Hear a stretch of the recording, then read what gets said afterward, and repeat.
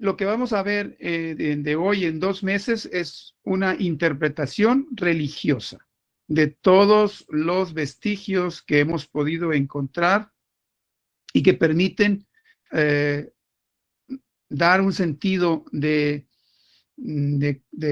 continuidad, un sentido de avance, de sendero a lo que Quetzalcóatl dejó, a lo que las personas que seguían su religión hicieron y expresaron en forma de arte. Todo lo que vamos a ver en estos 2 meses tiene un autor y es precisamente Seacatopiltzin. Ese nombre es el equivalente a decir Jesús o Yeshua ben Pandira, que es el nombre de la persona física que encarnó al Cristo y que realizó el drama cósmico bajo el sol allá en las calles empedradas de Jerusalén. En este caso es Seacatopiltzin, significa nuestro venerado príncipe Uno Caña. Les quiero hacer una recomendación. No se detengan demasiado en los nombres en náhuatl. Es un idioma nuevo para muchos. Deben de saber que en México quedan millones de personas que hablan el náhuatl, la mitad español y náhuatl, y un tercio monolingües, solamente hablan el náhuatl. Entonces, pero para otros países, pues es muy raro, totalmente fuera de referencia, así que vamos a tratar de usar su traducción al español y no el náhuatl. Este tipo de curso, este diplomado, no se basa en que aprendamos palabras en náhuatl. No son las palabras lo que buscamos, sino el contenido, el significado. En la primera etapa, primer módulo de nuestro estudio, el plan, el contenido didáctico se distribuye de esta manera. Van a ser 4 días. El primer día es el día de hoy. Vamos a hablar de los dioses creadores. El próximo viernes de Quetzalcóatl. El siguiente martes, tercer día, vamos a tratar sobre Tezcatlipoca. Y el cuarto día, último del primer módulo, sobre las distintas advocaciones de la madre espiritual. Entonces, hoy nos corresponde sobre los dioses creadores. La otra recomendación que les queremos hacer a todos es: tengan un cuaderno a la mano, tengan su tablet, tengan su computadora, no sé, y anoten cualquier cosa que les llame la atención. Anoten cualquier aspecto que no se entienda, que no está bien explicado, que no tiene sentido para ustedes y que requiera que nos detengamos un poco. Nos vamos a detener tanto tiempo como sea necesario con todas las personas que lo pidan, hasta que las ideas vayan siendo claras para todos. Entonces, todas las imágenes que vamos a ver son originales de los códices, de la cerámica, de la pintura mural, de las estatuas en piedra, de los bajorrelieves, de los altos relieves, etcétera. Esta viene de un códice y es una imagen que no es el Dios creador, pero no tiene forma humana. Es una aportación interesante, la verdad. Este es el agnostosteos que el maestro habló alguna vez, el Dios desconocido, el Dios sin forma, pero que si se fijan bien, transmite una idea, 2 ideas, perdón. La dualidad, lo blanco enlazado con lo negro, y el movimiento. Esto fue conocido, se usa en las redes sociales, se usa como la imagen de Hunab-Ku de los mayas. Sin embargo, es importante saber que este trazo, este diseño, es de origen tolteca, es náhuatl. Y la manera de referirse a ellos era como si fuera el contenedor. Hagan de cuenta que esta es la imagen de la semilla universal, la imagen de donde todo surgió, ¿sí? Se le llamaba Ilhuicat, o el cielo, y el lugar 2, el lugar de la dualidad. De manera que el principio creador es uno, pero con un contenido doble. es importante que sepamos que en la manera de pensar de los antiguos nahuas, que el principio creador fuera dual era una manera de reafirmar que solamente con la participación de dos es posible crear. Es decir, tiene connotaciones de tipo sexual. Y aquí se confirma porque tenemos a una imagen de dos personas. Aquí tenemos a una mujer, a un hombre. Es una pareja. Pero cuando ya tiene forma humana, el Ometecutli y Omecihuat son la pareja que está tejiendo el universo. Esto que está aquí es un hilar, aquí está el hilo, cada quien tiene un hilo en la mano y están dándole forma al universo. Es una imagen poética, profundamente significativa. Literalmente, Kutli es señor y Ome es dos. Siwat es señora o mujer y Ome es dos. Entonces, literalmente es señor dos o señora dos. Pero es uno solo que solamente tiene que tener a los dos para que de esa manera puedan ejercer el poder creador. La manera como se expresa la creación en la cosmogonía náhuatl es girando. Así como lo vimos aquí, esta imagen que está aquí, que es el blanco y el negro unidos pero con movimiento, era expresado a través del dios Huracán. Huracán es una palabra maya que significa el que tiene una sola pierna. Entonces, Huracán es una deidad de origen maya, pero que también está presente en el Tajín. El Tajín es un sitio que está cerca del centro, en el país de México, pero pegado a la costa del Golfo. El Tajín, para quienes lo han conocido por referencias, por estar en otro país, viene siendo el sitio arqueológico donde el maestro Samael recibió el sello de la gran obra. Ahí está esta estatua, el dios del trueno, cuyo nombre en maya es Huracán. Es bueno que sepamos que el sitio del Tajín es un sitio culturalmente de origen maya. Y este trazo que está aquí en la base, cuando se hizo el dibujo, es precisamente un dios creador que tiene una sola pierna.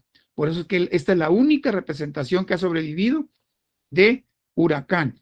Como sabemos nosotros, huracán es una palabra que hoy se usa para designar a los tifones de Asia o a los grandes movimientos circulares de viento y agua que son los huracanes o ciclones, ¿sí? Pero es el principio creador que se expresa en forma de remolino. Ese es huracán.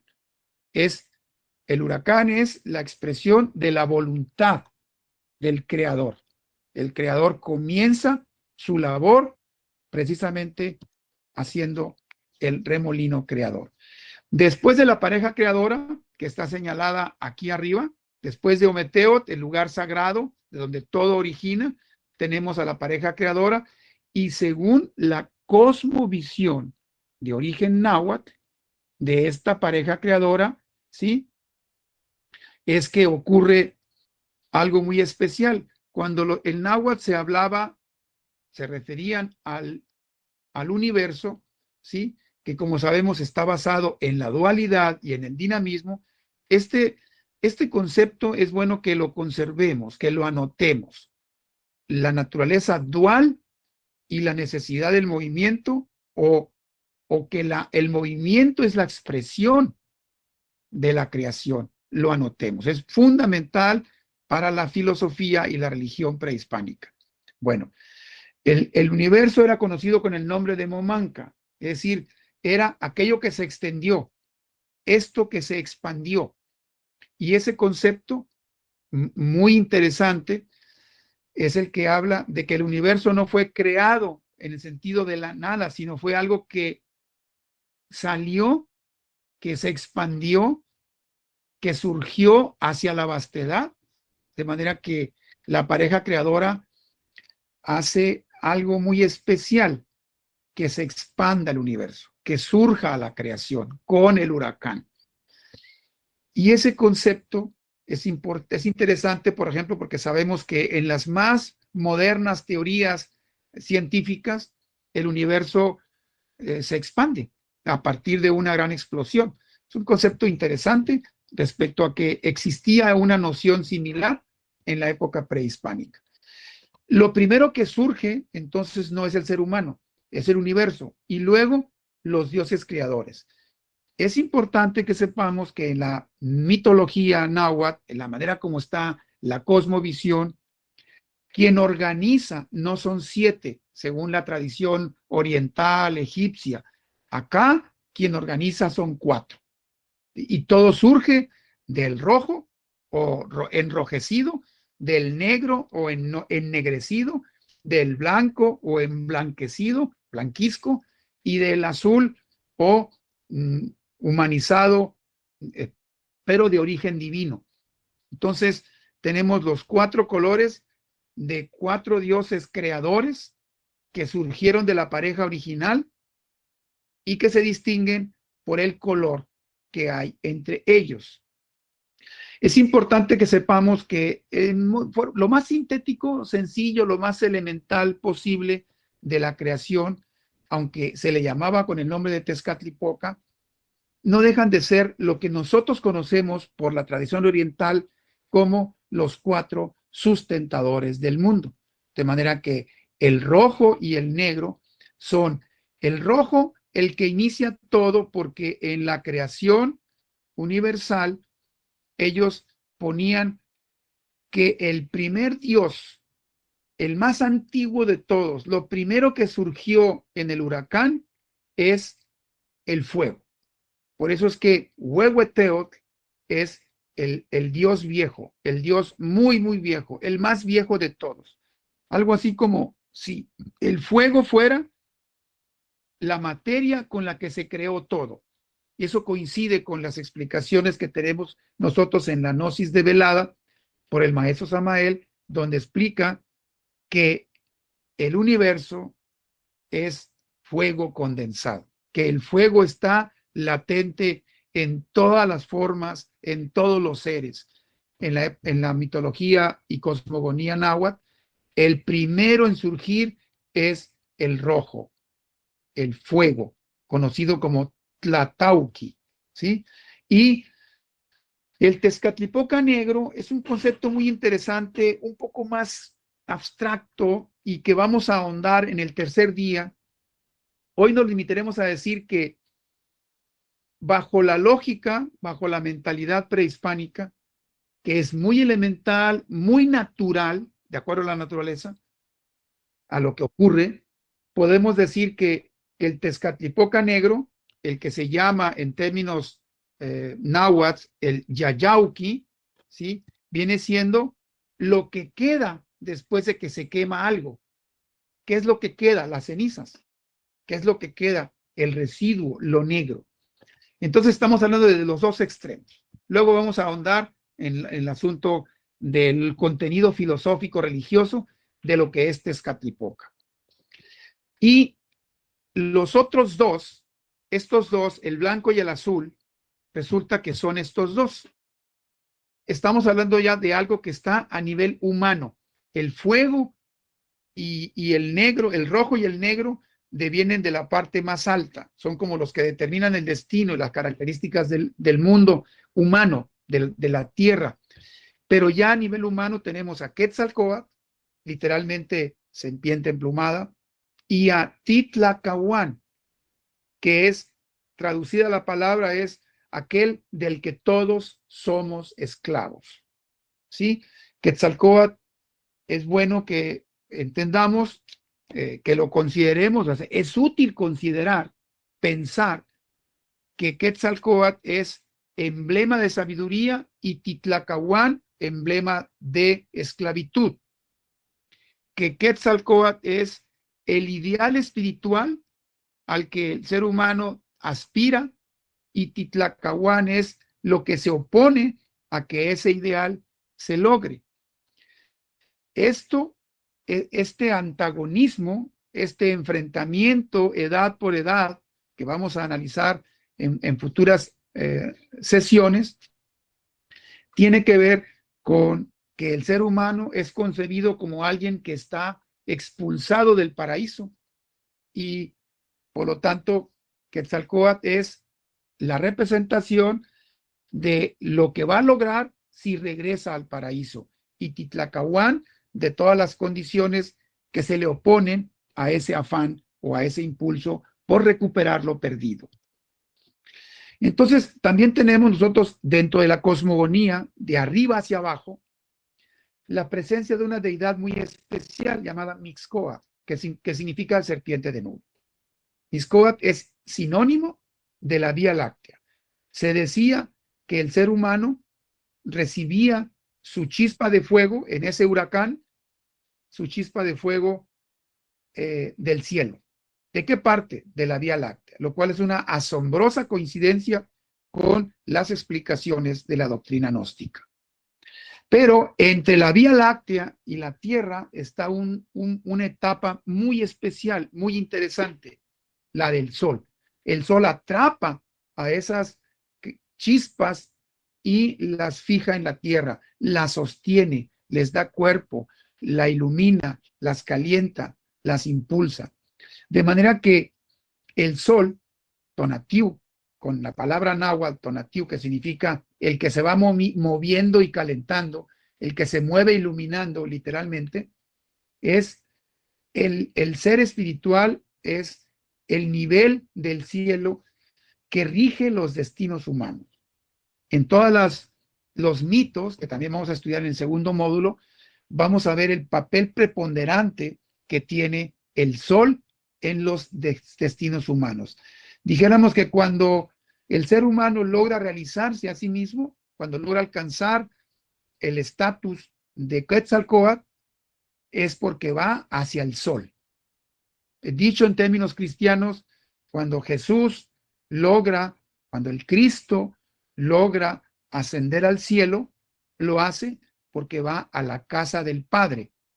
En términos prehispánicos, cuando Quetzalcóatl se va, se incinera y asciende al cielo, va a la casa del sol. Voy a tratar de utilizar a lo largo de nuestras sesiones lo más posible las similitudes que hay entre el Cristo, su vida y obra y el drama cósmico, y entre Quetzalcóatl y las enseñanzas que dejó, porque vamos a encontrar, lo hemos confirmado, un asombroso paralelismo. Después del Sol y antes de la Tierra está la Luna, cuyo nombre en náhuatl es Mezcli. Curiosamente, la Luna tiene dos posibles simbolismos. Una olla, aparentemente, ¿sí? Aquí está, que tiene un conejo o tiene un cuchillo de pedernal. Estos círculos que tiene alrededor es porque es la noche, es algo nocturno. Esto que vemos aquí nosotros, que es lo que forma el cuerpo de la olla, que tiene protuberancias a los lados en ambas figuras, estas figuras son del Códice Borgia, ¿sí? Es en realidad el hueso humano de la pierna, el fémur. Esto que está aquí es el fémur escarbado y en lugar de médula tiene a los conejos o al cuchillo de pedernal. Es importante, y lo vamos a ver en el segundo módulo, que entendamos la gran importancia que tiene la luna, la gran influencia que tiene en el ser humano la luna. En muy pocas palabras podemos adelantar que los conejos se refiere a la herencia lunar, en términos gnósticos, a los defectos de tipo psicológico, por eso se les llama Senzón Totochtli, que es 400 conejos. 400 es una palabra náhuatl que es sinónimo de muy numerosos, de innumerables. Entonces, los innumerables conejos, los muchísimos conejos, son los defectos que están en la luna. Y el pedernal es porque es el emblema del nacimiento. El cuchillo de pedernal tiene que ver con el nacimiento y que tiene herencia lunar.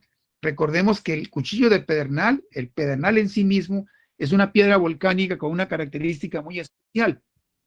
Si la frotamos, sale chispa, sale fuego, aunque esté húmeda, aunque esté mojada. De ahí viene la chispa divina, de ahí viene lo que se arraiga en el corazón humano. Por eso el pedernal es un dato importante, anótenlo por favor. El pedernal, aparte de sacrificio, también implica nacimiento, origen divino. Y el conejo es, aparte de ser símbolo de la luna, el conejo es los defectos psicológicos. Y vemos algo muy especial. El cuchillo de pedernal está representado en los códices. Este que está en el centro es el códice borbónico, con figura humana, con rostro humano, con piel adosada. Vean cómo hay cuchillos. Estos son ejemplos de cuchillos conservados actualmente. Tienen ojo, tienen boca. Y aquí está la tierra. La tierra siempre fue representada como un cocodrilo, como si estuviéramos todos nosotros viviendo en el lomo de un inmenso cocodrilo, llamado Tlaltípac. Pero este símbolo es muy especial. Por favor, fíjense muy bien en este símbolo, consérvenlo. Fíjense que el cuchillo de pedernal, con ojos y dientes, tiene una columna de fuego, una columna de agua y tiene un espejo con humo o ahumándose. Eso nos da un mensaje, dijéramos que es una síntesis. Este emblema, el cuchillo con espejo ahumado, el cuchillo con espejo ahumado más la columna de fuego hacia arriba y de agua hacia abajo, es una síntesis emblemática de la condición con la que nace el ser humano y con qué se lo puede quitar, con qué puede superar esa condición de sometimiento. En resumen, podemos decir que del lugar 2, del sagrado y elevado lugar del espacio, de donde se originan todas las cosas, deviene la Vía Láctea, cuando comienza el remolino, cuando comienza a formarse todo. Después está el Sol, luego la Luna y luego la Tierra. Este sentido lo hemos puesto así, a pesar de que el Omeyocan entra en actividad al principio del día cósmico, cuando comienza a formarse todo, ¿sí?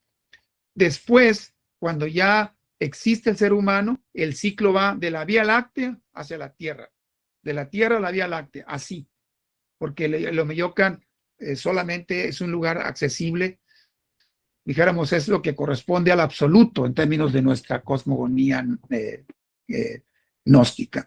Entonces, esta es la secuencia. Hay una parte muy importante entre la Vía Láctea y la Tierra, que viene siendo el Sol como lugar de regreso de los triunfadores y la Luna como lugar donde se atrapan los que no logran llegar hasta el Sol. Es importante tener esta secuencia en mente. Es tan importante el fuego que vamos a hacer una pequeña observación aquí de cómo uno de los nombres del fuego es Xiuhtecutli. Pero observemos que la palabra Xiu es una raíz lingüística que denota 4 posibles significados en forma simultánea, en forma equivalente. Xiuhtecutli es el señor del fuego, pero también es el señor del tiempo, también es el señor de la turquesa, de lo divino, y el señor de la hierba. ¿Sí? Entonces, esto significa, esto nos agrega a la secuencia que hemos estado llevando un elemento muy interesante, que cuando el fuego surge, que acuérdense que es la materia con la que los dioses crean el universo y todo lo que en él hay, justo con el fuego comienza el tiempo. Dicho de otra manera, el tiempo es una necesidad humana de referencia, de punto de partida, de saber en dónde está uno ubicado. Y esta página es de un códice, del códice Feher-Bar-Meyer, tiene al Xiuhtecutli, al dios del fuego, en el centro de una cruz que tiene los 4 rumbos del universo. Vean cómo está viendo hacia este lado, hacia el sur, porque el sentido de avance del ser humano en su devenir por el universo es del sur.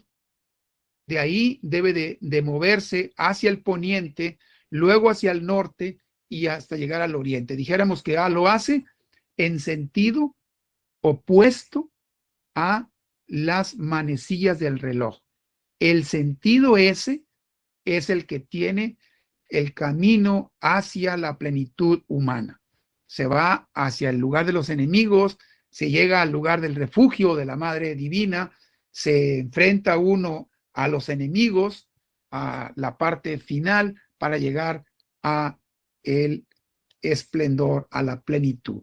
Entonces, este símbolo también lo vamos a explicar parte por parte, se lo vamos a dar por escrito porque es largo de resumir en una sola sesión, pero lo tenemos de manera que se los vamos a compartir para que esta imagen extraordinariamente compleja, en la que se sintetiza el camino de la cristificación o pasar por el nacimiento del Cristo, pasar por la Navidad, eso es lo que está aquí puesto. Bueno, es difícil ahorita poder explicar en qué nos basamos para hacer esa explicación, pero ya por escrito, sección por sección, parte por parte, espero que quede más claro. En la parte de la luna, en la parte inmediatamente arriba de la Tierra, ¿sí? En la sección esta, entre la luna y el Tlaltípac, tenemos nosotros el Tlalocan, el paraíso terrenal. Esta es una reconstrucción artística hecha oficialmente en la que el paraíso terrenal tiene un árbol, pero este árbol es de dos troncos. Son dos árboles entrelazados entre sí con una gran cantidad de flores, de aves, de agua, de frutos, de comida. Es la abundancia y la plenitud y la eternidad.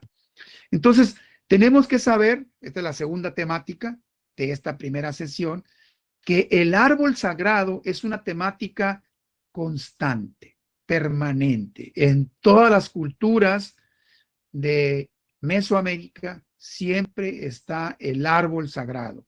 Esta imagen es del Códice Vindobonensis, que es de origen mixteco, donde se ve cómo el ser humano sale, brota de un árbol sagrado. Dijéramos que en realidad el ser humano mismo es un árbol sagrado y el paraíso era conocido con el nombre de Tamuanchan. Tamuanchan significa el lugar de donde venimos, el lugar de donde descendemos, de donde hemos bajado. Este es otro árbol, este es de origen maya, está en Palenque. Aquí se puede apreciar otra vez el árbol con raíces en el inframundo, ¿sí? Y un ave enjollada. Es importante que veamos cómo el ave enjollada, este también es de Palenque, en otro de los templos, el ave profusamente adornada, el ave sacratísima, con un collar en el cuello, con una profusa cantidad de joyas, está posada encima del árbol. Aquí está el rostro, ¿sí? Y vean cómo tiene dos rostros hacia arriba, que vienen siendo, lo explicaremos en su momento, las dos almas, el alma humana y el alma divina, el collar en el pecho y el nivel de la tierra. Aquí está el símbolo de la tierra y acá el inframundo. Entonces, este es un dato muy importante. Por favor, anotarlo. El árbol sagrado de origen mixteco, de origen maya, de origen tolteca, de origen náhuatl, teotihuacán, etcétera. El árbol sagrado es no nada más el árbol cósmico, como se ve aquí. El árbol sagrado es el símbolo del ser humano. ¿Por qué decimos esto? Porque el árbol sagrado es una representación de los aztecas, los mexicas, que ya es entre esta representación, que es de origen teotihuacano y que es antiquísimo, y esta otra, que es de origen azteca, hay más de 2000 años de diferencia. Y se mantiene la simbología, el árbol sagrado, con sus raíces en el inframundo y con el ave sagrada posada en la cima. Esto es muy importante que lo veamos. Siempre el ave está posada en la cima. ¿De acuerdo? Porque resulta que en cierto momento de la historia de la humanidad, el árbol se quebró y el ave sagrada tuvo que salir volando. el ave ya no tuvo dónde posarse. Aquí está Tezcatlipoca rojo y aquí está Tezcatlipoca negro. Dijéramos que el Tezcatlipoca puro, impecablemente rojo, avanza, aquí están las huellas humanas, las estoy señalando, avanza y se convierte en Tezcatlipoca negro a raíz de que se quiebra el árbol. Esta imagen es del Códice Borgia. Entonces la serpiente sagrada se corta, aquí está la cola, miren, y aquí está la serpiente. Y el alma humana, el tigre, lo humano de las personas que es, ojo cuando vean un tigre con una bandera, cuando vean un tigre con una bandera, es un emblema del alma. Y aquí tiene sangre en el hocico y aparte tiene a la serpiente rota. ¿Por qué? Porque se quebró el árbol. Esta imagen también es del Códice Borgia, pero la mandamos a hacer, está recreada para que sea mucho más nítida. Se ve al hombre cayendo, ser humano cayendo, cegado, y se ve al árbol sagrado, pero la herida, observen ustedes la herida, ese es el rostro del caimán, porque es la tierra, la raíz del árbol está en la tierra. Vean cómo lo que le sale al árbol es sangre, sangre humana. Y esto que está aquí, que es Itzpapalotl, significa que a raíz de que el árbol sagrado se quebró y el ave, el ser, quedó lejos, ya no está posado, entonces quedó sometido a la muerte. Itzpapalotl es la deidad de los nacimientos por los cuchillos, pero aparte de ser la deidad femenina de los nacimientos, Itzpapalotl es presagio mortal al nacer, por eso tiene también la parte del jaguar. Y sin duda, esa es otra imagen, esta viene del Códice Borgia, sin duda, el quiebre del árbol sagrado fue una tragedia para el ser humano. Aquí se ve, aquí está cayendo, aquí cae el ser humano. Dice claramente que cuando el árbol se quebró, el hombre cayó, el ser humano cayó. Y caer significa ser expulsado del Tamuanchán, ser expulsado del paraíso. Aquí está el conejo, que es el que rige esa tragedia, ese gran acontecimiento que ocurrió en el tercer sol. A raíz de eso, a raíz de esto, es que el ser humano quedó entre dos antagonistas. Quedó de tal manera que el devenir de la vida humana es ahora entre regresar a lo perdido, volver a ser como Quetzalcóatl, o seguir en el mundo dominado por Titlacahuán. Y ese antagonismo, ese enfrentamiento permanente ocurre entre Tezcatlipoca y Quetzalcóatl.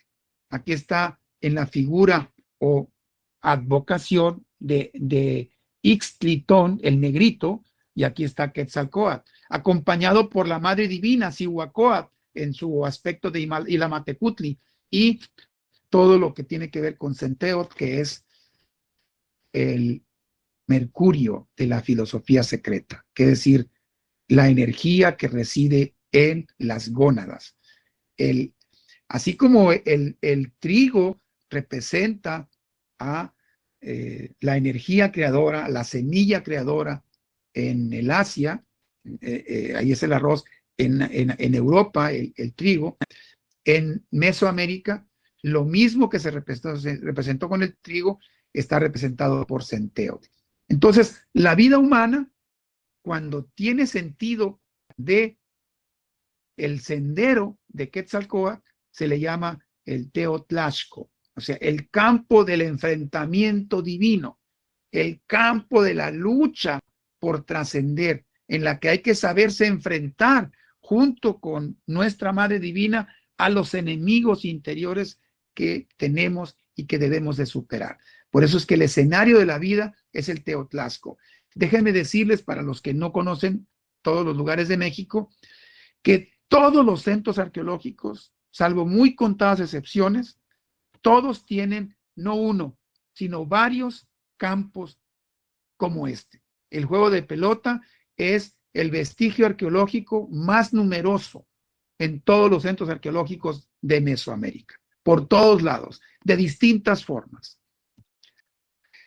De manera que este símbolo, por favor, es el que anoten que tenemos que entender perfectamente al término del diplomado. Este símbolo tiene todo un discurso filosófico, religioso, de planteamientos, de contenidos, ¿sí?